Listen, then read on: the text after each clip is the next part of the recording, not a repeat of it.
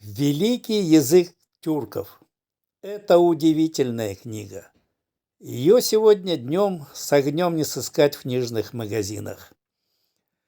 Эту удивительную на самом деле книгу написал татарский филолог, ученый, писатель из Набережных Челнов Рафис Салимжанов. Эту книгу должен иметь в своей домашней библиотеке каждый татарин, каждый тюрк. Да не только татары и тюрки, даже русские должны иметь эту книжку в своих домашних библиотеках. Это действительно уникальное издание, которое автор назвал повесть-эссе. Написано в иронической, увлекательной, в легкой доступной форме об основах тюркского и русского языков. Автор удивительным образом доказывает, что русский язык, как кому не покажется странным, произошел от древнего тюркского татарского языка. Эта книга, этот труд стоит трудов целого научного учреждения. Без преувеличения об этом говорю. Я об этом сказал и самому автору, но Рафис ага только скромно промолчал в ответ. Эта уникальная книга изменит не только ваше представление о природе языков, тюркском, русском и других языках, но и все ваши представления об истории, отечественной и мировой истории. Впрочем, хватит кормить соловья баснями, давайте приступим к озвучке. Выпуск 1. Цитата. В индоевропейском языкознании считается, что за 2 тысячелетия полностью меняется лексический состав любого языка. Видимо, эта теория приемлема для индоевропейских языков. Но она неприемлема для всех языков мира, ибо не учитывает специфику языков других семейств.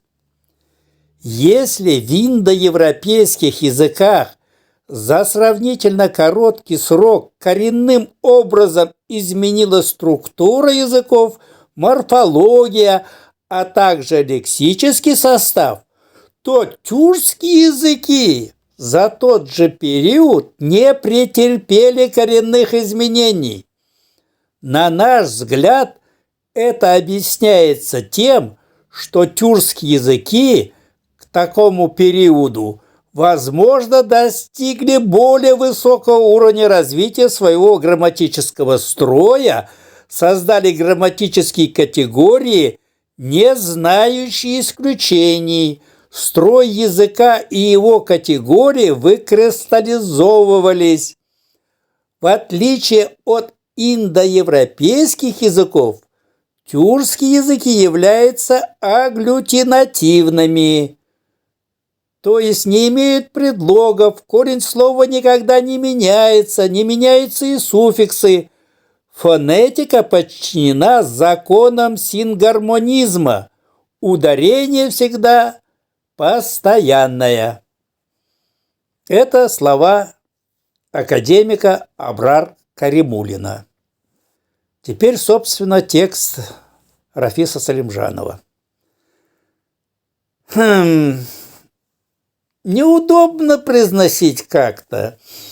Говорят, если верить этим ученым, будто тарабарскому языку, это татарские и тюркские языки, так называемые тарабары, от слов тара – расчесывай и бара – идет.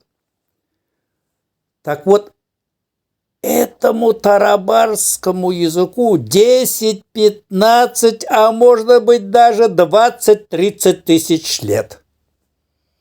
Не может быть этого. Быть древнее древних греков, древних римлян, древних китайцев, древних индийцев и даже древних евреев, мудрых дщерей и сыновей Сиона.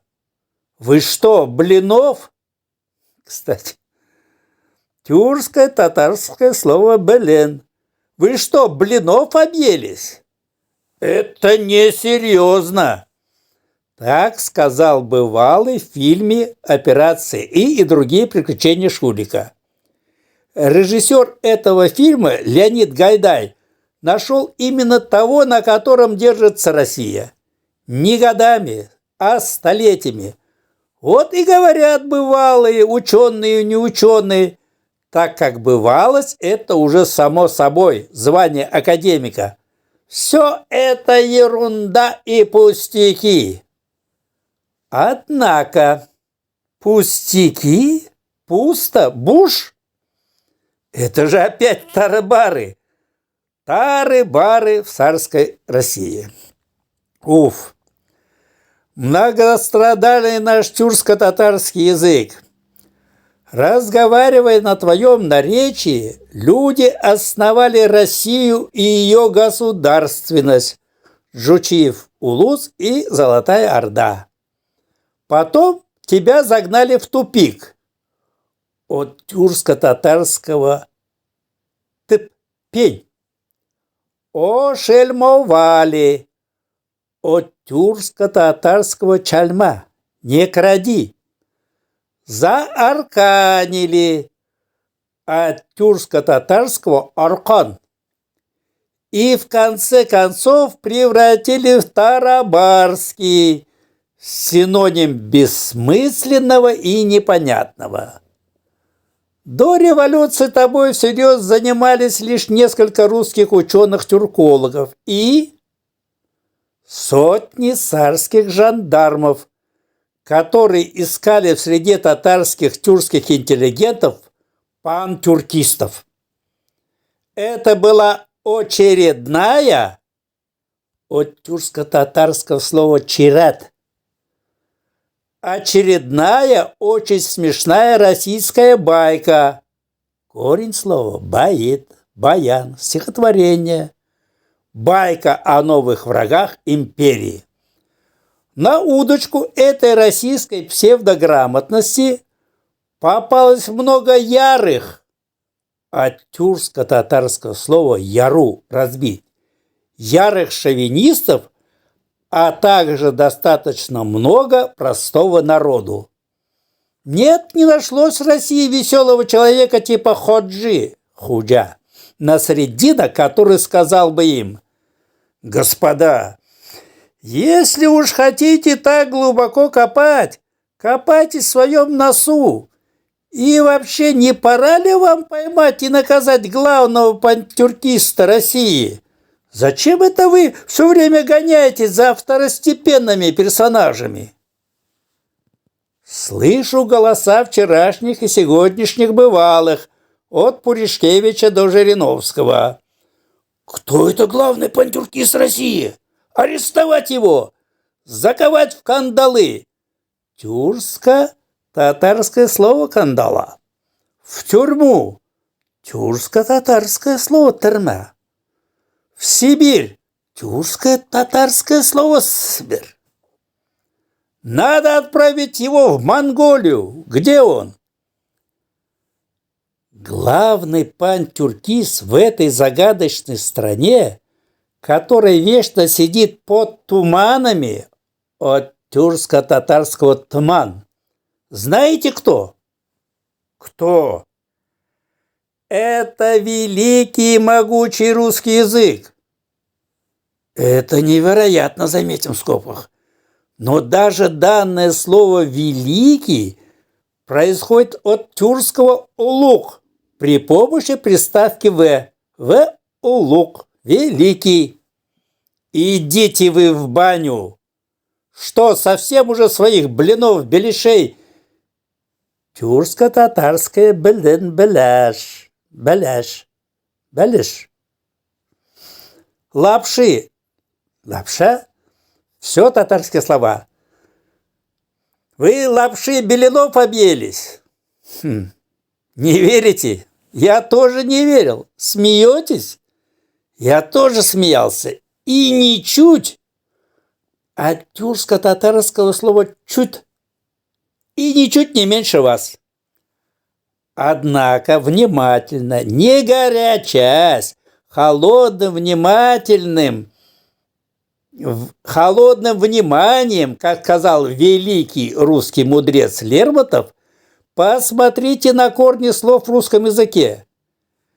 Это же полутюркский язык.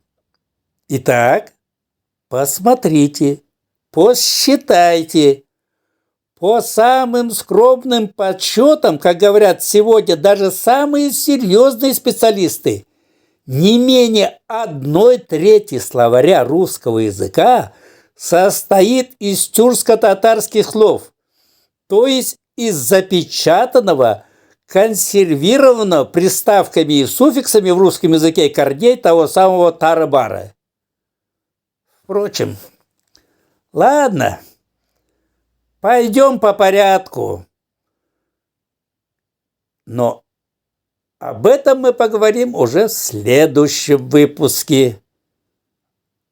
Но при этом приведем маленький пример. По порядку. Убираем приставку «по», и из прелестного русского слова «порядок» остается корень, который происходит от тюркско-татарского слова «ряд». Об остальном в следующий раз. Продолжение следует. Давамы бар.